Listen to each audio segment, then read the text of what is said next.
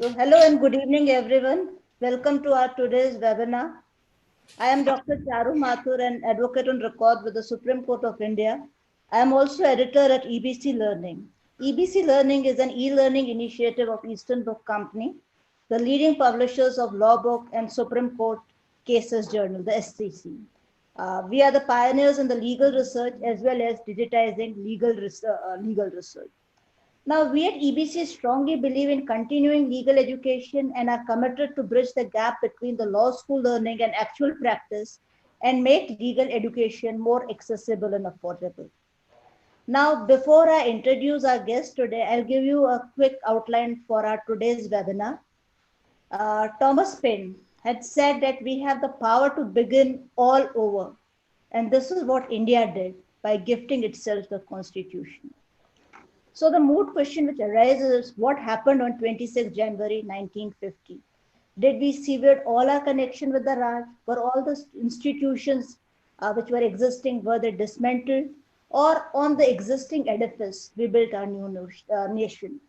The Supreme Court, with a span of 10 decades between the two judgments, one in the case of Virendra Singh versus State of UP, this was the leading opinion by Justice Vivian Bose, and another by State of Gujarat by Vora versus Vora Fidali Badruddin. This was a leading opinion 4-3 by Justice Shah.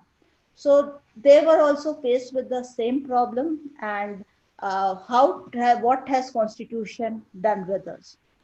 To tell this fascinating story of evolution of Constitution and how it shaped the nation's consciousness and how it transformed and adopted to changing social dynamics. Just to introduce Mr. Sishodia to you, Mr. Sishodia was designated senior advocate by the Supreme Court in 2008.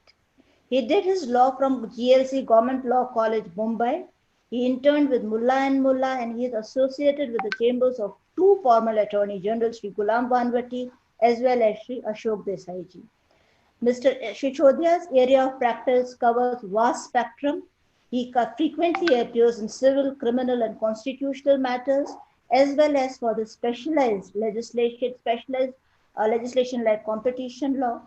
And just to add one more significant fact is that he is carrying forward the legacy of late Sri D.S. Sishodia ji, who was one of the most charismatic leader of the Rajasthan Bar. Now, before I hand over the controls of this webinar to Mr. Shishodia, just few preliminaries that I would like to give you about the webinar. We are trying to live stream it on the YouTube. Otherwise, also recording will be available to you on the YouTube. Our YouTube address is youtube.com/c/EBC Learning. After this discourse, we will have Q&A session with Mr. Sishodia. You can type your queries in the chat section. And at the end of the webinar, I'll give you the quick tour of our website at ebclearning.com. Over to you, sir. Thank you, Charu, for a good, kind introduction and remembering my father also. Now, I really feel privileged to come on the forum of EBC Learning. In fact, when you speak in a time like this and a webinar like this, it is learning both for the speaker and maybe for the audience also, hopefully for the audience also. It is learning for the speaker because before you speak, you tend to brush up your scattered knowledge. And in that process, you explore a few things which escaped your notice earlier. Now, this topic today is about the transformative nature of Constitution. Now, before we go to topic, we must pause and think about the meaning of transformation. So the transformation from what, or it is only a change in form or a change in substance, or the new entity which comes, what are the components of it? So with these kind of, with this meaning in the backdrop of transformation, we would have a brief look at the transformative nature of the constitution. Now the transformation in two sense. One is that uh, a transformation of the society from what it was, and the process of further change, which is a very continuous process, the role of constitution as a facilitative factor or a great facilitative factor for that. Now, in if I can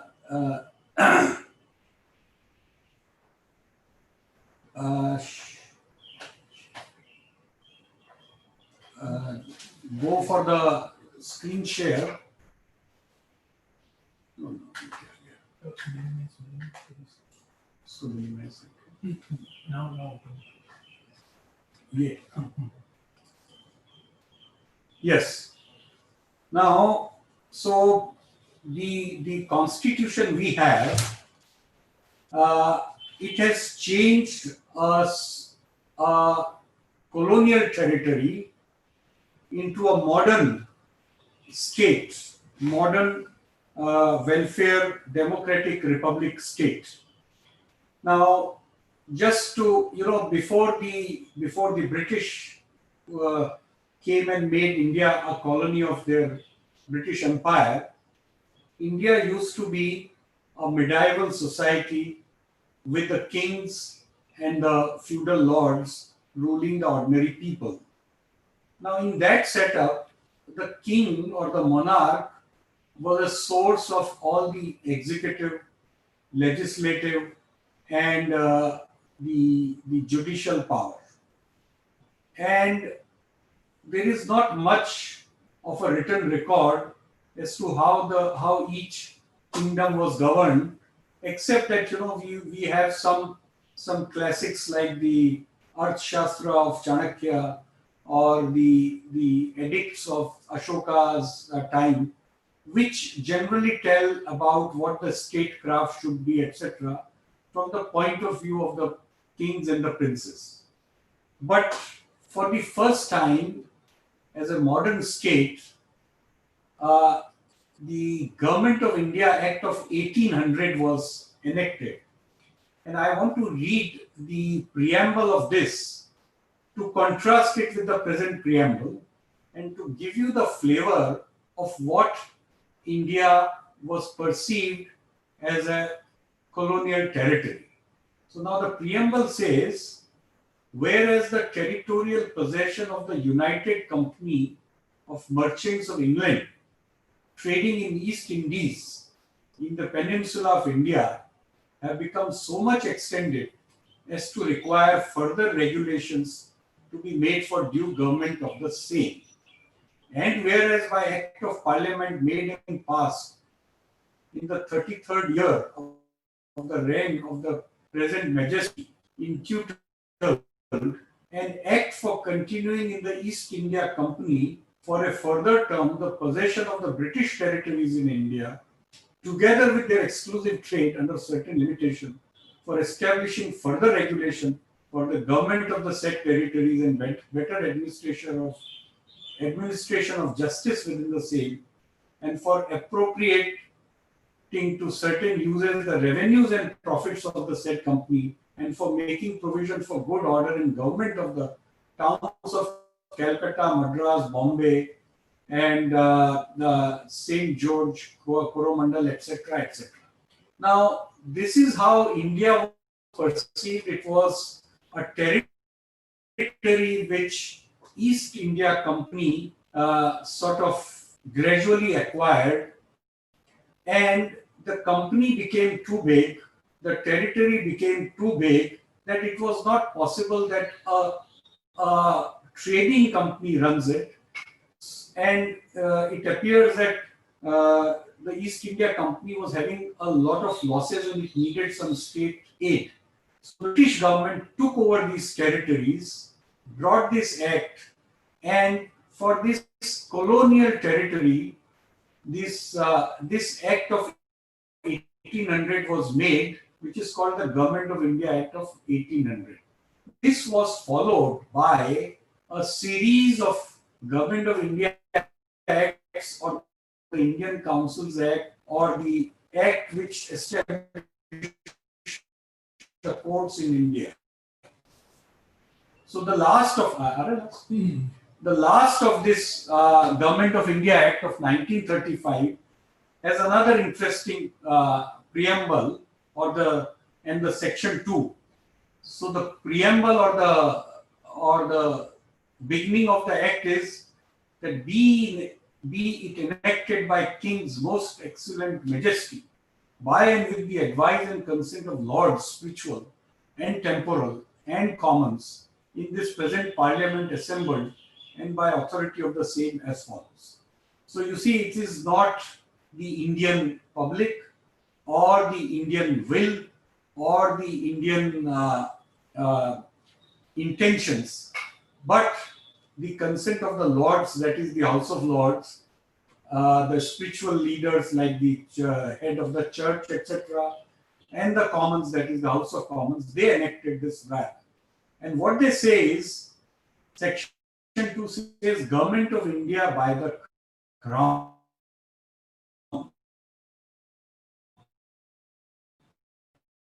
And they say that all belonging to His Majesty and which appertain or are incidental to the government of the territories in India for the time being vested in him, and all rights, authority, and jurisdiction of the territories in India are exercisable by His Majesty, except insofar as may be provided direct. So the authority or the powers or the sovereign powers are exercisable by His Majesty the King, provided that any power conferred with the exercise of function of crown in its relation and in Indian state shall, if not exercised by His Majesty, be exercised only by or by persons acting under authority of His Majesty. So, and for this purpose, the Secretary of State and the Governor General and the Governor General in Council, etc., and the governors of the local government, that is the provinces, they were created. But it was the imperial authority which was being exercised not by the people of India. And so this journey continued from 1800 to 1935, right up to 1947, when in 1947, when the Government of India Provisional Constitution Order of 1947 was enforced with the enactment of Indian Independence Act. And so this now you contrast with, because now we go to the transformative part. So now you contrast this with the preamble of our present constitution. And this is what has come into effect from 26 January 1950. And it's a very interesting fact that after 2-3 generations now, for the first time, you have a prime minister in this country who is born after the constitution came into being. So this constitution is of January 1950, whereas this present prime minister was born in September 1950. Now the preamble says that we, the people of India, so it is not the imperial authority over a colonial territory, but it is the people of India having solemnly resolved to constitute India into a sovereign democratic republic. Now this is a very important phrase of a democratic republic. You know, in a democracy, you say that it is a government for the people, by the people, and of the people. But it is not possible for everybody to be part of government.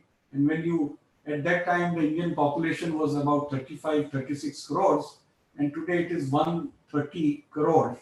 So a big country like that, so you have to have systems, the institutions, the separation of power, check and balance, etc., etc.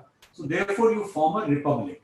The republic is that the people govern their country in a democratic manner through various institutions which are manned by people either elected or selected by the constitutional processes. So we form a democratic republic instead of a colonial territory. And the aspirations which are further elaborated to begin with are to secure to all citizens justice that is social, economic, and political. Now, these are very powerful words for a new nation, and you know, and also for a nation even after 70 years, that we are aspiring for justice, social, economic, and political. So, social justice, that is that all the citizens are treated equally, they get equal opportunity, they get equal dignity, they get equal uh, uh, uh, equal ways or equal treatment before law, courts, and the institutions. And the economic, that is the economic inequalities which persisted, and the political justice is again the matters of fundamental rights, the individual dignity as against the state, and so this has been one of the foremost aspiration. Then the liberty of thought, expression, belief, faith, and worship. So that's again the emphasis on the individual system of belief, whether it can be religious belief, political belief, or social belief. And so of all that, a complete freedom, then equality of status and opportunity, and to promote among them fraternity, assuring the dignity of the individual and the unity of nation. Now, this, when you contrast with the 1800 Government of India Act and 1935 Government of India Act, it's a very big leap of faith for establishment of a sovereign nation, a democratic republic, and a modern state. And in this, we will further now in this webinar will further examine broadly what have been the major changes which have taken place, which transforms India towards these ideals. And it's a very in the end we will just ponder over how far we have achieved them and how far we have to go. Now, so this ideal, this set of ideals set out in the preamble are the are the foundations for the republic we have. Now, this is first of all served by what is called the universal suffrage, that is the equal voting rights. And if you look at the Article 325 of the Constitution, it says that no person shall be ineligible for inclusion in or to claim to be included in a special electoral roll on the ground of religion, race, caste, or sex. And there shall be general electoral roll for all the houses, and there would not be any special electoral roll for any such constituency on the ground only of the religion, race, caste, sex, or any of that. Now, this is a very important point to begin with for a republic, because at this time, throughout the 30s and 40s, when the independence was being discussed and when the modalities for the new state was being worked out, we had a talk about the separate electorate. So that is the separate, and in fact there were certain set of separate electorates for the Muslims, for the Christians, or the broadly the minorities, the Sikhs, etc., in the various provinces of India. And there was a debate whether the separate electorate should be continued or not. Then there was also a these kind of separate electorates will lead to a communal and a divisive polity. These separate electorates were given up.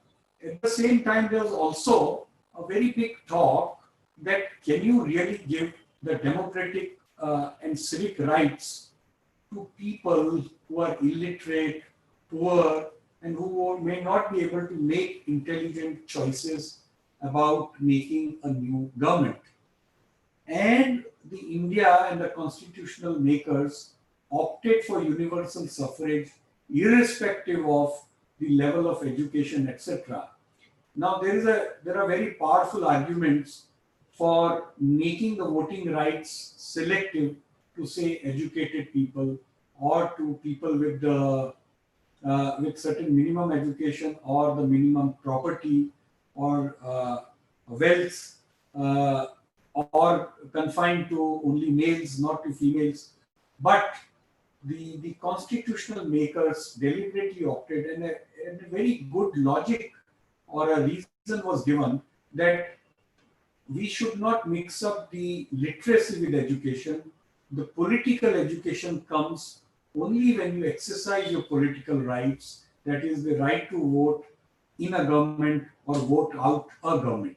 And this is how the choice for universal suffrage was made without any separate electorate so as to avoid divisive communal politics or a polity, without any discrimination or classification of empowered set of voters on ground of education or level of prosperity or wealth, because the idea was to empower everybody, the weakest of the person, and also to avoid any kind of backwardness to the gender on the basis of gender, so that the women also. And after 70 years, we see the fruits of it, that after every election, at least world over, you may agree or not agree with the outcome, but nobody doubts the maturity of the Indian electorate for the choices they make after each election. And we have had hundreds of assembly elections all over country. We have had several Lok Sabha elections after independence, and every time India has come out strong and more matured, and the people have shown that irrespective of their level of learning, irrespective of their level of wealth, irrespective of their caste or creed, they have voted with a maturity. And so this is one of the most transformative aspect of our constitution, that is the universal suffrage. And you would be surprised that even in a country like America, the blacks got their voting rights only in the 60s, and the ladies also got their voting rights only as late as 60s only. So, and in England also, the voting rights were given gradually to the people on the basis of literacy, etc. So we started with a universal suffrage, and the transformation of a colonial territory into a modern state. This one factor has gone a long way to make it into a make our country a modern state. Then the next important transformative factor has been free movement of citizens, trade, and commerce. Now we have this one very basic fundamental right in Article 19(1)(d) and (e), that is, a citizen shall have a right to move freely throughout territory of India and to reside and settle in any part of territory of India. And you must have all noticed very recently that with the lockdown, the kind of one thing, I mean, apart from the sad aspect of it that people got stranded, but we realized for the first time that how much people travel crisscross in this country, And even before this current pandemic, you must have seen, you must have observed all this while that whether you go to any train or a aircraft, air journey, or by road, everything is always overcrowded. Your aircrafts were overcrowded, your trains were overcrowded, your highways have been overcrowded because of the movement of people, crisscross movement of people throughout the territory of India. And this has been enabled to a great extent by this constitutional guarantee, coupled with the what is called the free trade and commerce clause, that is that the trade, commerce, and intercourse throughout the territory of India shall be free. Now, with this kind of constitutional guarantee, we have been able to come out of the small parochial mindset of the small provinces, feudal territories into a one cohesive nation, because it's not only the movement of people, but it is the economic movement, or it is movement for the economic pursuit that binds the nation. And today, even in Europe, they are trying for the European Union, because Europe had the countries were divided on the basis of language. The Portuguese had the Portugal, the German speaking had the Germany, the French speaking had the France, English speaking had the English. But in India, despite the uh, almost 22 official languages or more, I suppose, so many languages, so many territories, so many diversities. We started this experiment in 1947, and this free movement of people, trade, and commerce has been one of the most transformative factor to make us into a cohesive nation. Now, then the next I go to is the federal structure. So again, when we started as a nation, it was actually too big a nation with several princely states where the kings or the princes or the rulers of the time sort of claimed a complete sovereignty of their own. And this kind of sovereignty, with their own different systems, their own different courts, etc. All this was made into a cohesive federal structure, and it presupposes a very strong center with exclusive control on defense and the external affairs and the currency, etc. And you have in fact list 1, 2, and 3. So the list 1 has the subjects on which the union has legislative and the executive power. List 2 has the subjects on which states have the executive and the legislative power. And list 3 is the concurrent one, with the separate executive for the center, for the states, legislature and judiciary, etc. And all this, till this judgment in the S.R. Bomai, there was a very liberal invocation of Article 356 to sort of suspend or dissolve assembly of a state which belonged to a party center did not like. But all this is now almost next to impossible, and it has created a stability and credibility about the state elections. It's a different thing that now the defection, political defection, which does or undo a marginally stable government of the state. Now, so this is the federal structure in our constitutional terms is another very big transformative factor.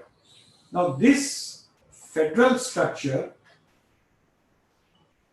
and the free movement of goods and the universal suffrage is very strongly supported by what is called the Part 3 or the chapter on the fundamental rights. Now, this is a very important chapter because at the time of the constitution, the predominant thought for the new government or the constitution makers was the economic progress of the independent nation. And in the 50s, there were two models world over. One was the free capitalistic model of the free economies, but that was mostly with the developed countries. And the second one was the socialist model of countries like China and Russia. And now, in the socialist model, there was always a concern about the civic rights of the people. And even today, in a country like Russia, the people don't have the civic rights or the fundamental rights we enjoy. So, our constitution makers conceived of a society where the economic progress would be pursued through the with preservation of the civic rights. And this dual challenge has been extremely difficult, very, uh, very demanding for the system. But we have come out, and if you compare us with our neighbors, or like where the democracy has not taken roots, uh, uh, or compare us with the societies like China, which has progressed economically very well, but in terms of civic rights or the freedoms, the citizens are completely deprived of. Or if you take a country like Russia, where there is neither the economic progress of the kind it should have been there, nor the civic rights. So the path we have chosen has proved to be much better and transformative for a colonial society. And not only that, but fundamental rights, as we'll see in the later, a little later in our discussion, that they have been able to the preservation of fundamental rights and coupled with the directive principles in part 4, we have been able to negotiate the social changes in a way, in a non-violent manner, in a peaceful manner. Now, it's very important that one of the prime ministers, former prime minister of Pakistan, Mr. Nawaz Sharif was asked that what is it that you envy from the Indian system, and this was a time when he was in exile uh, in his earlier spell in opposition in somewhere in the Gulf, in Saudi Arabia or somewhere. So he said that in India there is always a peaceful transition of the government, and you have a lot of former prime ministers floating around and living their retired life peacefully. Now, which is unlike Pakistan or Bangladesh or Sri Lanka or any of the neighboring countries.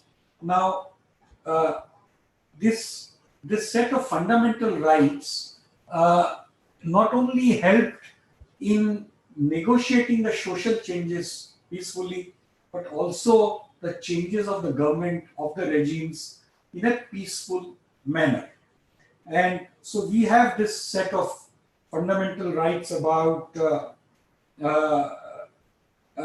about equality, about freedom of expression in Article 19, various set of rights, the religious freedoms from Article 25 to 28, which have not only allowed the society to negotiate the changes of the time, but negotiate them peacefully.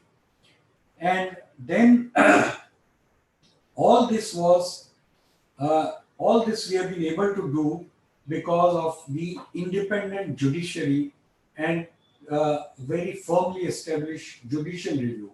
In fact, judicial review is now recognized as one of the basic features of the constitution, which even by the constitutional amendment, it can't be amended. And now you all know that how important the Article 32 is also part of the fundamental rights. That is the right to move Supreme Court for against the infraction of the fundamental rights. Likewise, in the High Courts, you have Article 226. The High Courts are extremely have wide powers to issue all kinds of writs, and so the judicial review has various facets. One is the judicial review even of the amendment of the constitution or the parliamentary enactments. The judicial review as a basic feature which is available against any tribunal or the administrative action as per the L. Chandra Kumar.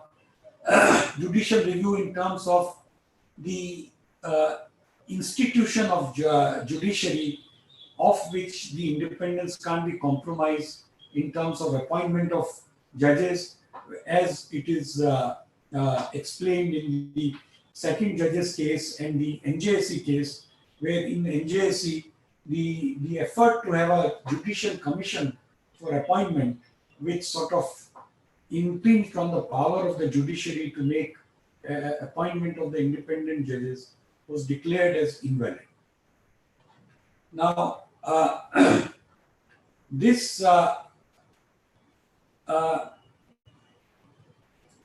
as an example, I want to give you the property rights, that how the transformation, how the constitution has been instrumental in negotiating the the changes in the society and allowing the society to transform from one phase to another.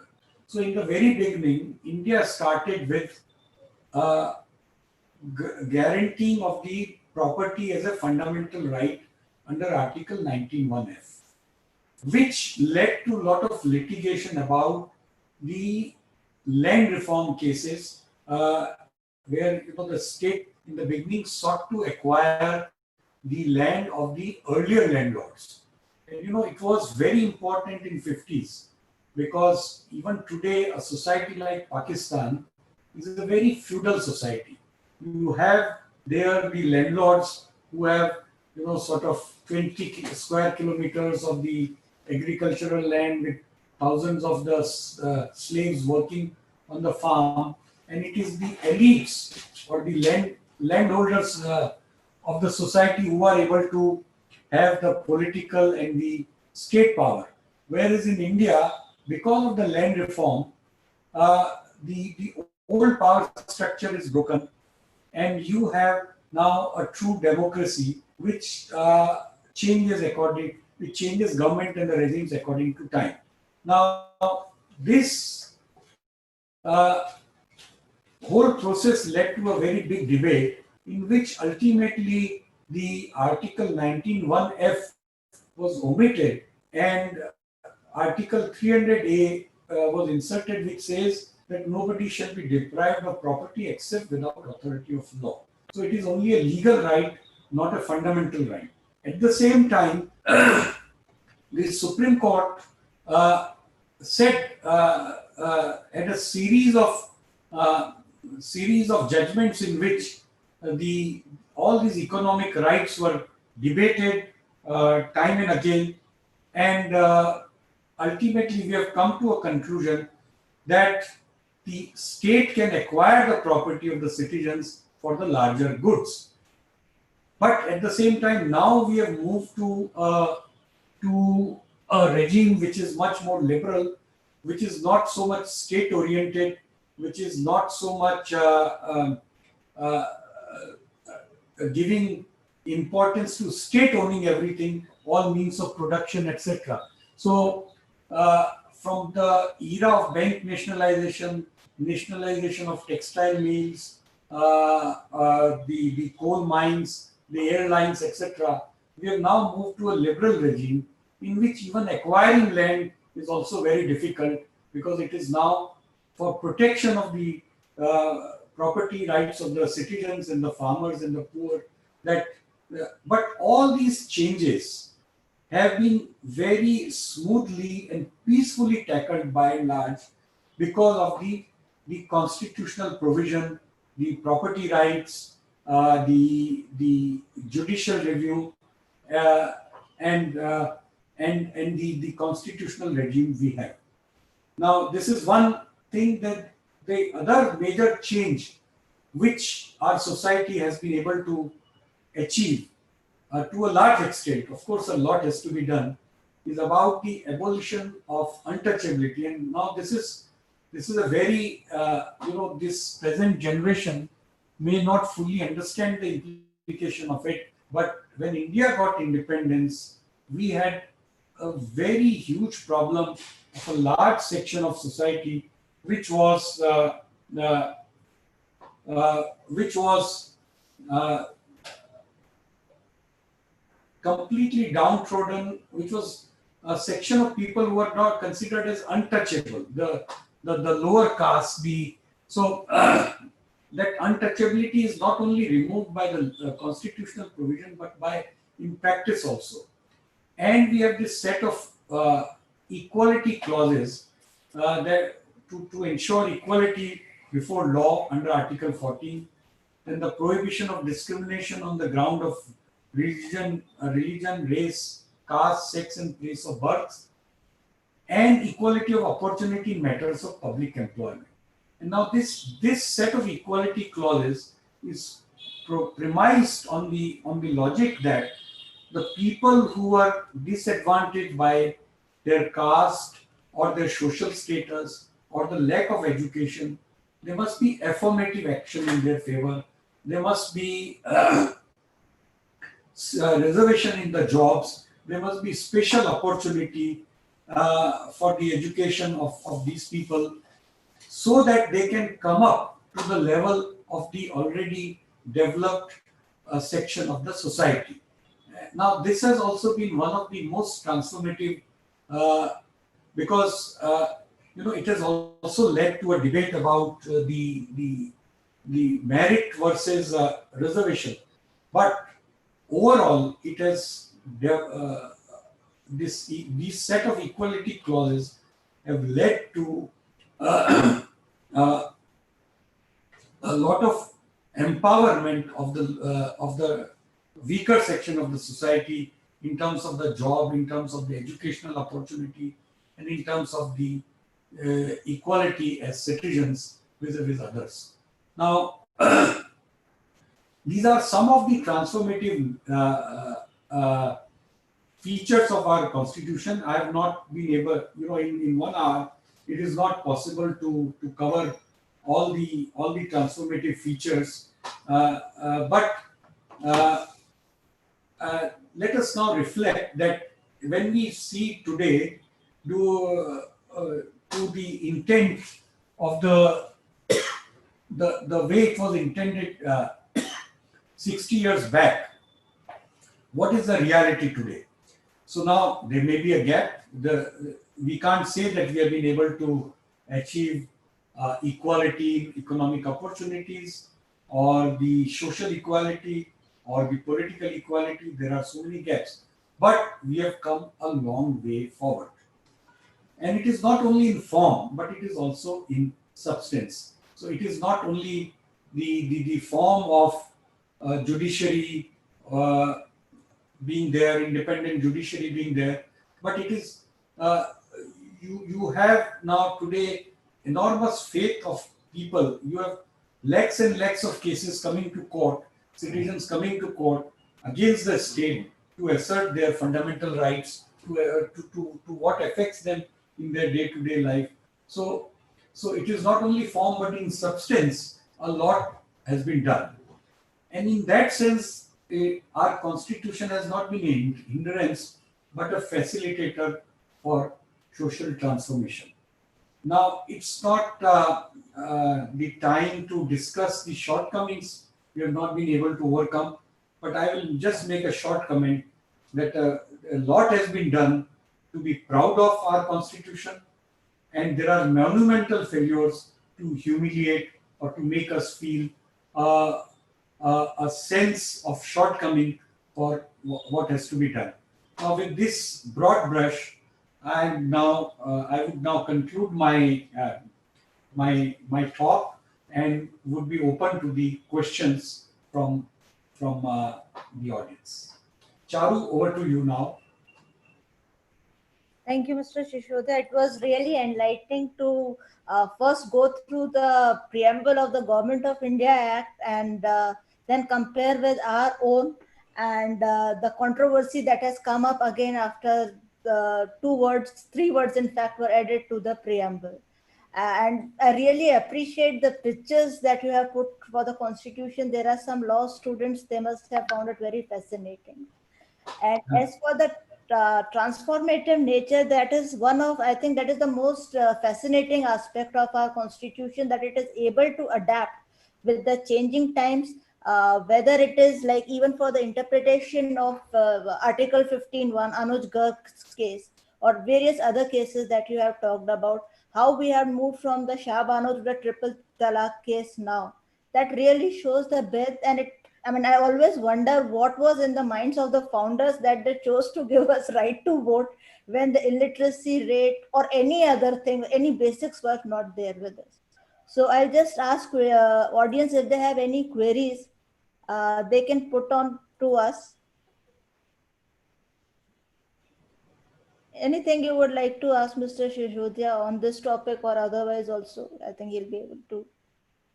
No, you know the comment you made about the what was the thought of the constitution maker to give voting rights to, at that time, a large section of illiterate, poor and downtrodden people. So one of the predominant thought was that it is not the literacy or the formal education which matters, but it is the political education.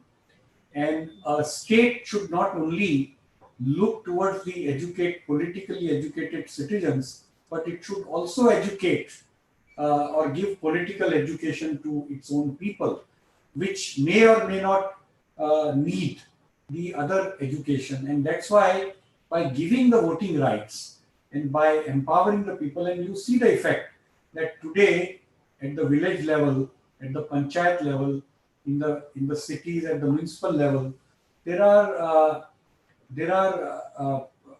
political wranglings which go on, and people make choices in terms of what would be to their benefit by gaining political control of the state apparatus for the time being or for the term of that gram panchayat or the municipality.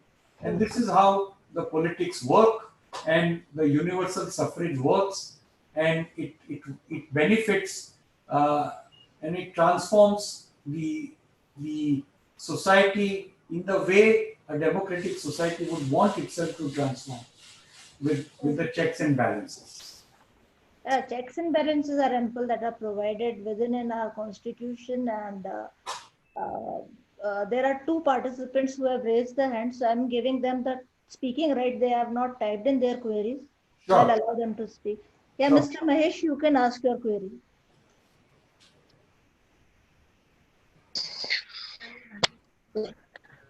Madam, this is Mahesh. Hello. Hello, yeah, Mahesh, please go ahead. Yeah, I am student. I am LLM student at Vishwakarma University.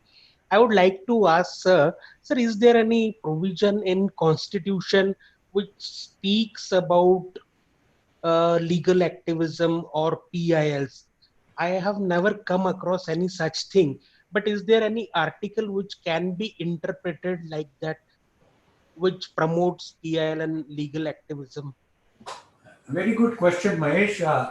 In fact, you know, the PIL is public interest litigation in the sense that the person who is approaching the court is not approaching for his own individual rights, but on behalf of the public, or raising an issue which affects the public.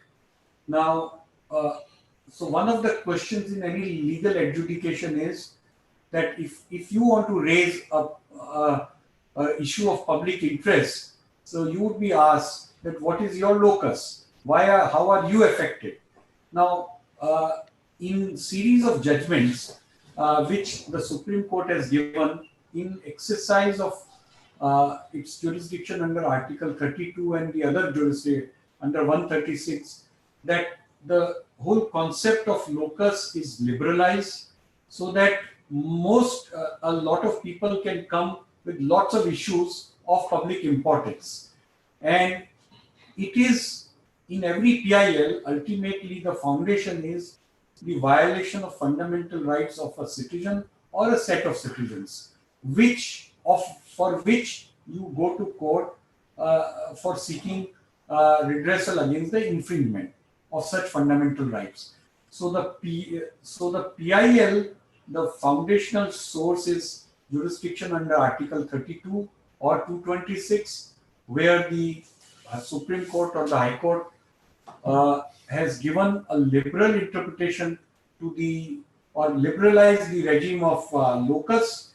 Anybody can approach the court, raise an issue, and if it is of sufficient public importance, and if the court is of the view that the fundamental rights of the citizens are violated, so even if the affected citizens are not coming, the public spirited citizens, at the instance of such public spirited citizen, the court entertains, and this is how the PILs have the constitutional basis. Right. Very much satisfied, sir. Thank you very much. Most welcome. I'm not able to hear. Okay, you're not able to hear, sorry. Now, Ashwini, can you hear me? I think he is not there. Then Miss Dr. Sumanlata Chaudhary has also raised her hand. Ma'am, please go ahead with your query. I think she must be unmuted. Huh? I have unmuted her. Ashwini, you have any query? I think I'll lower the hand. Because somebody has typed. There is somebody who is asking about present status of constitutionalism in India. How do you rate the present scenario? Now, I've said it in the end. There's a lot of good has been done to be proud of, and there are monumental failures to humiliate us. So it's a very Right. so, But there are many wrongs which the courts have undone also, whether it was in the case of Naz or whether it was in the case of Shahbano. yes, Changes. yes, that's why I'm saying that it's a mixed bag of good and bad, and but mostly good. Yeah, mostly good. Right. So I think with this we can end our today's webinar. Yes. Thank you so much, sir, for your time, and it was really enriching. Thank you. Most welcome. Thank you. Bye-bye. Take care and have a good day. And all the best to everybody. Thank you. Bye-bye. Bye-bye.